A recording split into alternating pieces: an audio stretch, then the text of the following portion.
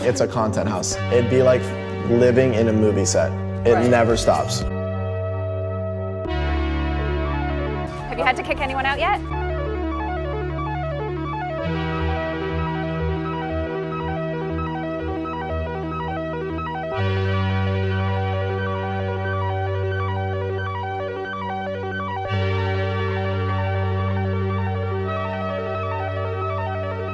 The Hype House started in December of 2019 and set out to be one of the most talked about content houses of all time. Despite the house originally starting off with potentially a cast of up to 14 people, in the last few weeks, the Hype House has shown that it can only really handle a few. So from what we've read, the Hype House is dealing with lawsuits. It's losing a majority of all of its members. As many of you know, or many of you maybe don't know, the Hype House was originally started by 3 people. We have Chase Hudson, Daisy Keech, and Thomas Petrou. Apparently Daisy and Thomas met during Jake Paul's whole Team 10 era, where he was getting a bunch of influencers together to create the Team 10 house. Thomas got the idea to do the same thing but for TikTok. And that's kind of where a lot of the issues really stemmed from. A lot of the drama and like the issues that's kind of been going down with the Hype House recently, there's a big kind of tug of war and argument over who really started it to begin with. And then somehow at some point, Chase Hudson got involved with it as well, being one of the biggest TikTok creators at the time and still being to this day one of the biggest TikTok creators next to Charlie. And slowly after a month or so, it just all started to fucking just explode. With it all kind of like exploding out of control, you have like the Daisy situation leaving. Apparently like Addison Rae left at some time. Then you had like Chase Hudson and Charlie started to date after a while, and then they broke up. Then they were never dating in the first place. And then they started subtweeting each other. Then like the Sway House got involved and made like a diss track on Chase Hudson. And then it was like, oh, Chase knew about it the whole time. There's all these different elements that really are hard to explain and follow, but we're gonna do our best to kind of explain the situation going on here. Why don't we actually take a look at the actual interviews that they were talking about and mentioning in all these group chats and text messages amongst each other. They're out to the public and they're on YouTube, so let's take a look for ourselves. This first one is from The Today Show. TikTok is a social media sensation, one of the hottest apps for videos of dance challenges with friends, comedy, and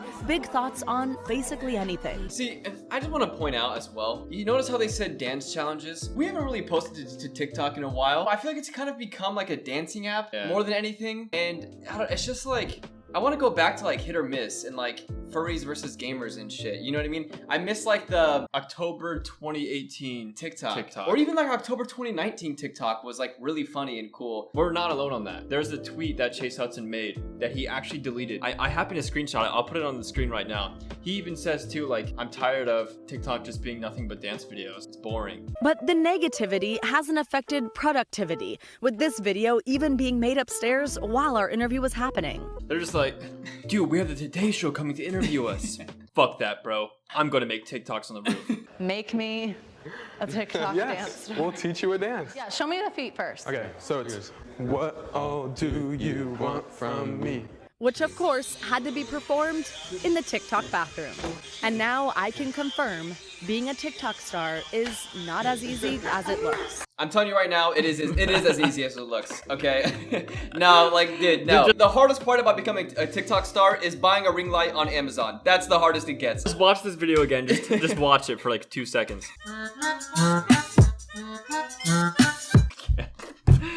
You know what? It's like, dude, they can. I'm not denying that they can't dance, but it's just like it's just awkward almost. Okay, this video was made a month ago, and this person commented a month ago. A few months later, why did I leave the Hype House? I left the Hype House. Dear the Hype House. And then he edited it. Well, my dudes, I'm basically a wizard now. This comment aged pretty quickly and well. It has 14,000 likes. I used to cook in here when I first moved in here, but then it got really difficult to do the dishes because no one really cleans up after themselves. You're telling me you have Entertainment Tonight coming over, The Today Show, The New York Times, and you can't bother to fucking clean up just a little bit? Look at this. I know a maid has got to be worth at least like 12 Dancing Queens, okay? I know you've got that. We always entertain people in this room, so like anyone in the house, it's kind of like the comfortable, clean room that everyone just plays video games at. And the ability to have all these starry nights and lights. It's just something that I've always been interested in. It makes the room more homey in a way. Bro, what the fuck? Alex's room is the best. Everybody else was like no furniture. Yeah. Trash everywhere. Random broken cabinets. It's like the only room with like air conditioning probably. And you go to Alex's room and it's like a whole different house almost. It's exclusive. We're not talking to anyone else. We really like each other. We just don't want to put a label on it yet. All right, so that clip we just played was you, Chase, avoiding relationship questions. That was a few weeks ago. I'm taking it as slow as humanly possible. Okay. Before I pop the question. Oh, pop what question? Pop the girlfriend question. Oh, is that a question you have to pop? Yeah. Oh, I usually think you wait for the engagement. Okay, the girlfriend, that's a not whole that other... question, That, not that okay. Aren't they like 17? That's why she was like, wait a second. You're not about to like ruin your life right now. Are you? What does it take to get in the house, and what is it like living with all your friends? What does it take to get in the house? You have to renegade dance. You have to have a middle part. You have to have some form of privilege. And I feel like you're the gatekeeper. Yeah. So you decide who's in, you decide who's out. Have you had to kick anyone out yet? It's weird that he says that. What if he's just like, yeah, and I'm gonna use the Entertainment Tonight show to officially kick Daisy Keech out of the hype house. Daisy, pack your fucking bags. I feel like it's fucking like Big Brother at this point. Like once a week, somebody's getting voted off the block. So I thought it was really cool that you guys collaborated with this girl who invented the Renegade and then kind of didn't get the credit for it. Tell me about this situation. Oh my god, that's awkward. Holy shit. That's an awkward question. She's like, okay, so all of you guys got giga-fucking famous and are on track to making millions of dollars off of a dance that you didn't even come up with. And this girl is getting zero credit for it. What are your thoughts on that? This is so embarrassing for me, and I'm so old. Addison, you're teaching me some hip move. Oh, okay, Okay, yeah. come on, stand up. All right. Now, I just want to let everyone know, Yeah, a former professional dancer right here. So I've got moves, I've got high kicks. I feel like TikTok, I was made for it.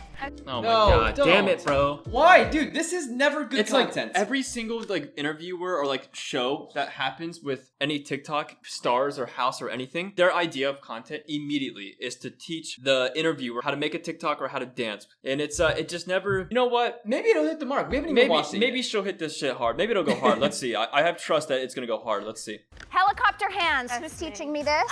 Okay, helicopter hands. Okay. Let me warm up my wrist. Okay. Okay. Where did this come from? I have no clue. Helicopter hands. Helicopter hands, bro. Yeah. So it's like out and in and out. Yeah, your wrist Out. touching Yeah. at all times. Keep your wrists. Yeah, there. touching. It's like a fucking Mortal Kombat move, dude. Hadouken! She opens a fucking like portal. You see Scorpion.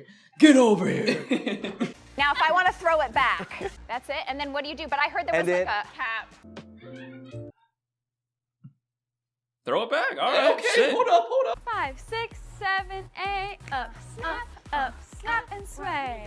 Circle, clap, circle, snap. Front, side, back, and whoa. And whoa. Okay. I just, you know what? I think a majority of Entertainment Tonight's audience is like, what the fuck is going on? It's like 30 to 50-year-olds. One night, there's like, all right, you know what? I'm gonna watch Entertainment Tonight. TikTok stars. I'm gonna learn how to throw it back.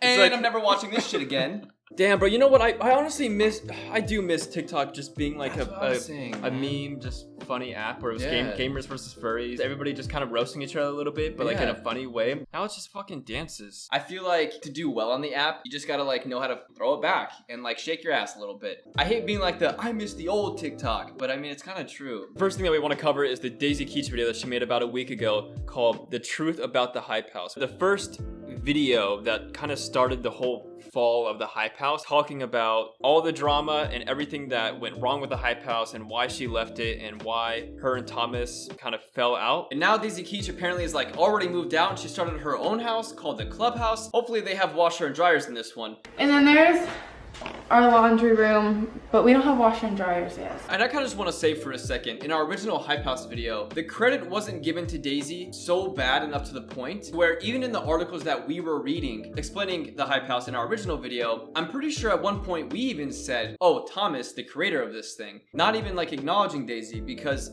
that's just the information that we were given. It turns out Daisy and Thomas created the idea together. And we found the house that we're at now, the Hype House. We contacted the realtor, we met with him. He told us that the deposit was gonna be $46,000 And I remember like it wasn't even a question in my mind. Like I believed in the idea so much. I was like, you know, I'm gonna put as much down as I can. Chase had some money. We each put down 18K. Thomas put down about 5K, and Alex and Kouvr put about 5K as well. Another thing I want to talk about here is, you see that her and Chase each put down $18,000? And I'm just thinking like, Chase is 18, right? How the fuck do you even make $18,000 off of TikTok? I don't know if he's done any brand deals on it. I don't really follow the guy that much. To my knowledge, the only way you can really make money on TikTok is through live streaming. And then on the live stream, people can send like little gifts, which are worth money basically, like astronauts or like dancing queens, I think is one of them, or like a little sticker basically. Like, do you just get it all through like your gifts on like live stream? Like, do people just like send you $18,000 worth of fucking astronauts or like dancing queens, whatever they're called? How many dancing queens does $18,000 even? Imagine like he's going to his he's going to his realtor. All right, Chase, $18,000, so Chase, that'll be 40 dancing queens from you. Thomas, we're gonna need 8 astronauts, all right? Hand it over. We started getting lots of attention from the press, and New York Times came to do an interview. Being 20 years old and not having like a manager there with me, kind of like Chase had, like I had no idea to speak up. And then I get a call from my lawyer slash manager. He told me, Daisy, aren't you a co-founder? Why you weren't given any recognition at all? All these news articles are saying that Thomas and Chase are the ones that started it. Dude, I'd be pissed. I'd be fucking pissed. I'd be pissed too, man, because it's like, it's not fair. Imagine starting one of and putting down equally like one of the largest splits of the money for arguably one of the biggest content creating houses of the past decade, right, and getting zero credit for it. That's gotta sting a little bit. Like, that's gotta hurt, especially when you were really close with the person who's taking all the credit for it. Right. Damn, you know, I'm close to them, so I know he's gonna speak up and give my credit to me. I confronted him. I thought that we solved the issue. He still didn't speak up, and that was like a little bit like of a red flag. It felt like a little bit like manipulation. It was just like telling me whatever I need to hear to get me to shut up. I can literally pull up like receipts of me and Chase paying the same exact amount. I can pull up receipts. Me and Chase each paid 40 dancing queens each. And it's not fair that Thomas paid 8 astronauts, all right? It's not fair. Yeah. Another red flag that I noticed is he also came up to me and asked me to manipulate one of the bigger creators that was thinking about joining. And he said, can't you just go act like you're her best friend? That way she wants to be a part of this. Like, she needs to feel welcome and like she has friends here. And I'm like, in my head, I'm like, wow, I didn't even know Thomas had the heart to do that. God, see, that's just, it's so slimy, man. Like, listen, I don't even think I've heard Thomas's voice before, okay? I don't know much about the guy, and I'm kind of just taking this video at face value, assuming everything is true. I know Thomas made a video as well, so we're gonna go over that. This is like a prime example of why so many people say there are so many fake people in LA, because everybody is just in it for themselves. And also, I want to point out, I'm gonna assume it was Addison that they're talking about here. Listen, I don't know. She doesn't give any names out, but I'm gonna assume it was Addison. One of the other co-founders found out about another press opportunity. The other co-founder said, Thomas, I really want to do this. I think it's a great opportunity for my brand, for the Hype House brand, for everything. And Thomas says, well, it's not your decision because I make a lot of decisions around here. The kid slammed his laptop and went upstairs. Keep in mind, he was also a co-founder. Why does Thomas have the say to tell us what to do, how to do it, and when to do it? We can't ever have any group decisions. Thomas kind of, I feel like especially because he came from like the Team 10 kind of background, I feel like he's maybe looking up to Jake Paul like a little bit too much. Like, so much to the point to where there's a video on the Hype House's channel called Turning the Hype House into a Trampoline Park. I'm almost positive they did that in Team 10. He's obsessed with like the idea of Team 10 to where he's getting a little power crazy from the sounds of it. Right, he wants to force people to do everything he says, even if it's not necessarily a good idea, or if somebody else has a really, really good idea. He doesn't want to do it simply because he doesn't want them to be more of a leader than what he is. He wants to be the person who calls all of the shots. And if you're one of the co-founders who didn't even put up the most amount of money, you don't get to do that. And then I found out to my lawyer slash manager, and Thomas said to him, he's like, you know what, I'm just more of a businessman, and like girls like Daisy, she's just like another hot Instagram model with a shelf life. We're talking about a kid that was my best fucking friend. So I go back home to the Hype House and I walk in and there's this huge music video production. Me being on the lease, you would think he would have to get my permission or at least bring it up to me, but he didn't. He claims he put it in the group text, but you still need to go to all the people on the leads and let them know what is going on and if it's okay with them. That sucks so hard because like I've been in that situation where you're living with somebody and then they invite like a bunch of people over without you knowing. It's not the fact that like there's a bunch of people over. Right. It's more about the fact that you didn't say anything about it. Yeah. So it's like, oh, she's probably cool with the music video happening and whatnot and like people using her room for like clothing or whatever. But when you don't say anything beforehand about it happening, that's a really, really shitty thing to do. He was trying to tell me that the $18K that I put down for this business was just so a bunch of friends could live together and it has nothing to do with the hype house. I just met these kids, keep in mind. Why would I put down $18,000 for people I just met? It just doesn't make any sense. Holy shit. That's so fucked up, man. Oh, man, that's like fucking... that's just like the definition of slimy. I'm trying not to judge Thomas too much because like I said, I don't know his side of the story. I feel like it's gonna be really hard for Thomas to recover after this, at least publicly. Deep in his heart, he knows the reason that we all put money down for that house was for a content house. It wasn't just so a bunch of friends could live together. We went into this knowing we were going to be in business together. He unfollowed me off of all social medias to make it look like I'm not a part of it anymore. He hosted a little team meeting and asked them all to unfollow me and to block me. He didn't even like talk to me about this to be like, hey, yo, like you should be kicked off the team. Like he just did this. Like I don't know, and I'm a co-founder and I put my physical money that I worked my ass off for into this house. And he gets to decide that he can just kick me out. See, and like I can't think of a single content house that has actually been successful for like a long period of time. There's only one content house that I know that has done it successfully for a long period of time. That's like the FaZe house. And those are just like a bunch of guys playing video games all day. Team 10 has fallen apart. The Hype house has fallen apart. The Clout house has fallen apart. I feel like the formula on paper just sounds so good and so appealing, and like everybody always goes into it like we're gonna do it right this time, we're gonna have a content house and it's gonna be perfect. It just always gets fucked somehow. It's literally impossible. I feel like it's just a recipe for disaster. I guess from what we've seen, the Hype house was just that. In the end, when it comes down to it, I forgive him, but I truly do. When it comes down to it, deep down in my heart, I forgive.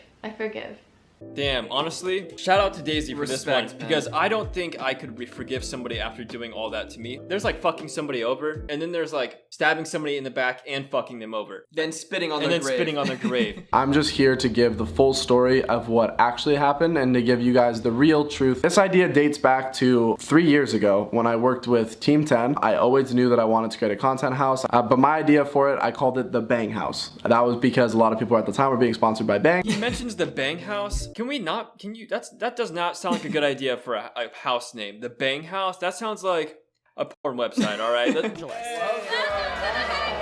They're entering into the Bang House. Hey, welcome to the Bang House!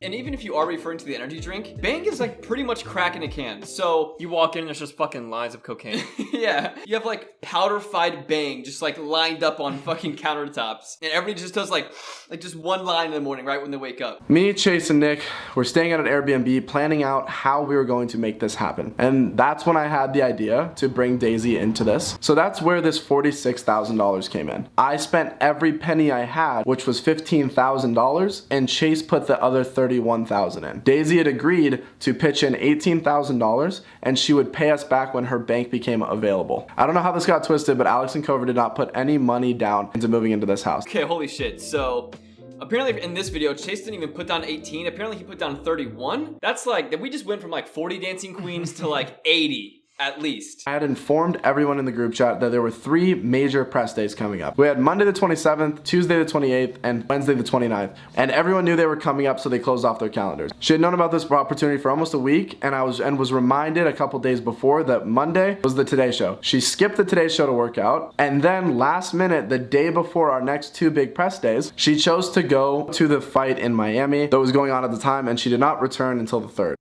Okay, damn, he's kind of right. He has receipts. See, this part is where it gets a little bit tricky, and this is what I was talking about earlier when I say everybody has their own version of the story, because in this situation, you know, despite what Daisy said, he's literally showing text message conversations saying and showing that he told her about these interviews, and and that Daisy didn't partake in them. We're not taking sides here. I'm just pointing out the obvious. You know, Daisy was a bit upset about not getting the press, but then despite knowing about the press, still didn't show up for it. A lot of it seems to just be like a he said, she said type of thing. With that, you really get fucking nowhere. Honestly, nothing ever happens. It's just like, he's lying, she's lying. When it comes to the trademark situation, at least, I think Thomas is maybe correct here. They're not showing, like, obviously they lived in the house together. It's easy to show receipts and text message conversations that are all digital that you can look at, like the exact dates and times, but the conversations that happen amongst them in person is impossible to track. We're kind of laying this whole thing out from both sides on, so you guys can kind of see both lenses that this is being viewed from. If I'm being honest, I'm not just gonna like sit here and like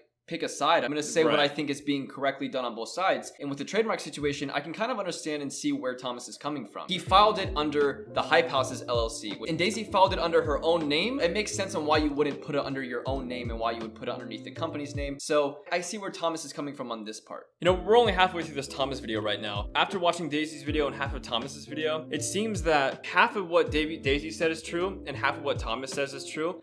And there's kind of like one story that just has viewpoints of what actually happened, even though the same thing happened. He wouldn't give access to any of the emails. There was no transparency at all. She brings this up as a huge problem. Keep in mind that the Hype House email is run by our agency because they negotiate deals for the Hype House as a whole. They do not negotiate deals for anybody individually, and anything that comes into that email that is for an individual member will be forwarded. Given we've had 0 of those. We've never had someone reach out to the Hype House email in regards to anyone else. In fact, at the time when Daisy asked for the login to the email, and I will put the receipts up here for you guys to see how that conversation went down with her before I went and had an oral discussion with her. You guys can pause it. I'll show the picture on the screen. You guys can pause it if you want to read it yourself. After reading those texts, I'm conflicted on whose side to take, but I'm starting to see more of where Thomas is coming from. I believe that the original idea for the house wasn't for them to live together. The original idea for the house probably was for the Hype House like idea altogether. But it seems like whenever it came time to actually do things for the Hype House, like, you know, press interviews or